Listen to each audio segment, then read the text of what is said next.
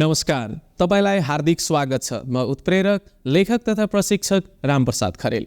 यो भिडियो नेता र नेतृत्वको भाग 6 हो। यस भागमा हामी नेतृत्वको परिभाषा, नेतृत्वको प्रकार र नेतृत्वको आचरणका विषयमा अध्ययन गर्नेछौँ। प्रवेश गरौँ विषय वस्तुतर्फ। नेतृत्व परिभाषा। लिड गर्ने साँचो भनेको अरूको फरक व्यक्तित्वको बारेमा भित्री ज्ञान हासिल गर्नु हो। किन तिनीहरूलाई यस्तो व्यवहार गरिरहेका छन् थाहा पाउनु हो। नेतृत्वको सफलता देखाउने भन्दा अलिक बढी हो। यो अवधारणाको अनुप्रयोग हो। यसका लागि समयको कलाकौशल आवश्यक पर्छ। पाल हेर्से। मलाई एक गतिविधिको रूपमा नेतृत्वको परिभाषा गर्न उपयोगी लाग्छ। सामाजिक संरचनामा बहुपक्षीय स्थितिहरूबाट नेतृत्वलाई अनुमति दिन्छ। एक राष्ट्रपति र एक प्रधानमन्त्री दुवै नेतृत्व गर्न सक्दछन्। करोन हेफेटज। पछाडिबाट नेतृत्व लिन र अरूलाई अगाडि राख्नु उत्तम हो, विशेष गरी जब तपाईँ राम्रा चिजहरू देखा पर्दा जित मनाउनुहुन्छ। जब खतरा हुन्छ तपाईँ अघिल्लो रेखातिर लिनुहुन्छ। त्यसो भए मानिसहरूले तपाईँको नेतृत्वको कदर गर्नेछन्। Nelson Mandela. नेतृत्व र शिक्षा एक अर्काका लागि अपरिहार्य छ। John F Kennedy. तपाईँको सफलताको निर्धारण गर्नुहोस्। तपाईँले यसलाई प्राप्त गर्न के गर्नु पर्यो। दलाई लामा। विद्वान तथा प्रसिद्ध यी व्यक्तिहरूको धारणाबाट पनि नेतृत्व के हो भन्ने कुराको सार हामीले बुझिसकेका छौँ। यसलाई म अझ सरल रूपमा प्रस्तुत गर्नेछु। लिडर व्यक्ति हो। लिडरसिप त्यसभित्रको गुण हो। यो एक महान कला हो। व्यक्तिभित्र विकास भएको एक साहस हो। अक्सफोर्ड डिक्सनरीको परिभाषा व्यक्ति वा समूह वा सङ्गठनको अगुवाई गर्ने कार्य नेतृत्व हो। विकिपीडियाले यसरी परिभाषित गरेको छ।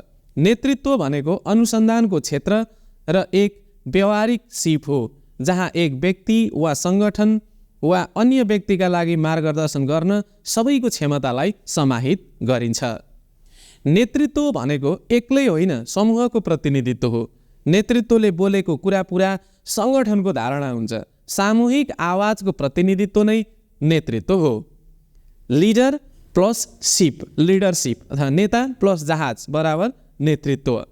जहाजलाई हामीले एक सङ्गठन, समूह, संस्था, पार्टी वा राष्ट्रको रूपमा लिन सकिन्छ र त्यसको कप्तानलाई नेताको रूपमा। विशाल समुद्रमा जहाजको कप्तानले गल्ती गर्यो भने के हुन्छ। जहाजको दुर्घटनासँगै सवार सबैको मृत्यु हुन्छ।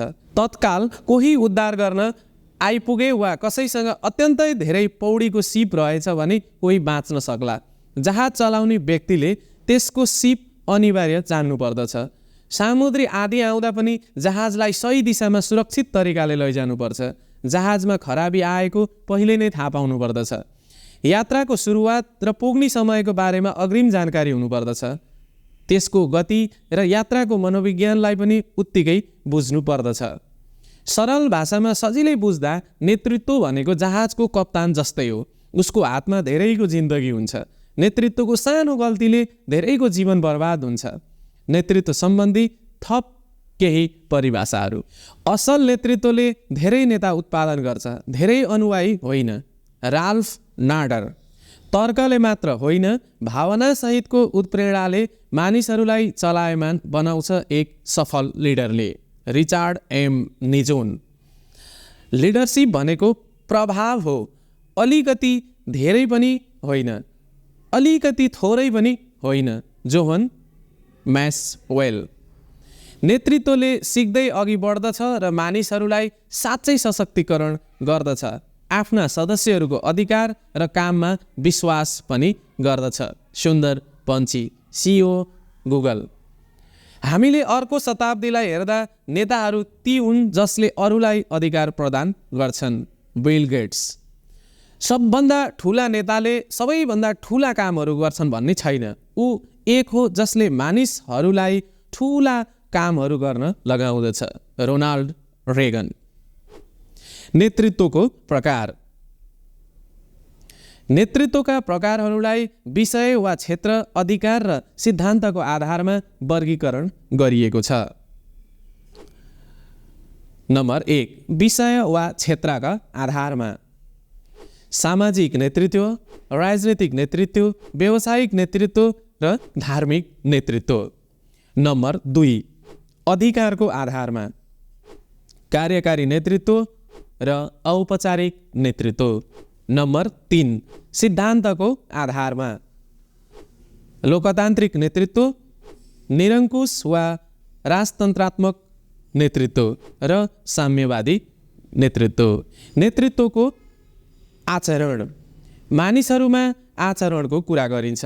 यही आचरणको विषयमा वैज्ञानिकहरूले विभिन्न खोज अनुसन्धान पनि गरेका छन्। Seen MC.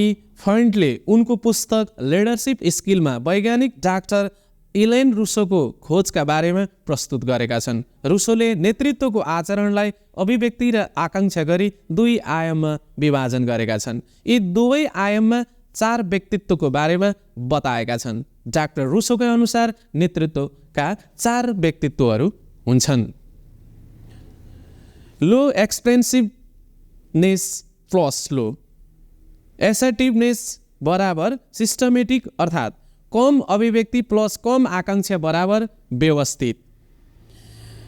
लो एक्सप्रेसिभनेस प्लस हाई एसर्टिभनेस बराबर डाइरेक्ट अर्थात् कम अभिव्यक्ति प्लस उच्च आकाङ्क्षा बराबर प्रत्यक्ष। हाई एक्सप्रेसिभनेस प्लस हाई एसर्टिभनेस बराबर स्पिरिटेड अर्थात् उच्च अभिव्यक्ति प्लस उच्च आकाङ्क्षा बराबर उत्साहित। हाई एक्सप्रेसिभनेस प्लस लो एसर्टिभनेस बराबर कन्सिडरेट अर्थात् उच्च अभिव्यक्ति प्लस कम आकाङ्क्षा बराबर विचारशील। व्यवस्थित आचरण भएका नेतृत्व विश्लेषक हुन्छन्। तर्क उनीहरूको हतियार हो। मूल्यवान र अनुशासित हुन्छन्। सङ्घर्षमा त्याग गर्न चाहन्छन्। कसैसँग कुरा मिलेन भने त्यसलाई मिलाउने भन्दा संवाद नै बन्द गर्छन्। निर्णयमा प्राय स्पष्ट हुँदैनन्। प्रत्यक्ष आचरण भएका नेतृत्व मानिसहरूमा हैकम जनाउँछन्। अरूलाई नियन्त्रणमा लिएर काम गर्न मन पराउँदछन्। कडा र केन्द्रीकृत निर्णय गर्दछन्। निरङ्कुश शैलीको काम गर्न मन पराउँछन्। उत्साहित आचरण भएका नेतृत्व सपनाकार हुन्छन्। विचार र योजना जन्माउन माहिर हुन्छन्। कामको सुरुवात राम्रो गरेर पनि यसलाई राम्रोसँग पुरा गर्न सक्दैनन्। यिनीहरूको मुख्य कमजोरी भनेको व्यवस्थापन सिप हो। विचारशील आचरण भएको नेतृत्व समूहमा मिलेर काम गर्न मन पराउँदछन्। आफ्नो योगदानको कदर होस् भन्ने चाहन्छन्। सल्लाह प्रशिक्षण दिने र विचार विमर्श गर्न मन पराउँछन्। तथ्यमा भन्दा बढी भावनामा चिन्तित हुन्छन्। यो भिडियोमा हामीले नेतृत्व, नेतृत्वको परिभाषा, नेतृत्वको प्रकार र नेतृत्वको आचरणका विषयमा अध्ययन गऱ्यौँ। यसको बाँकी विषय भाग 7 मा चर्चा गर्नेछौँ। प्रतिक्रियाको अपेक्षासहित म बिदा हुन्छु। नमस्कार, धन्यवाद।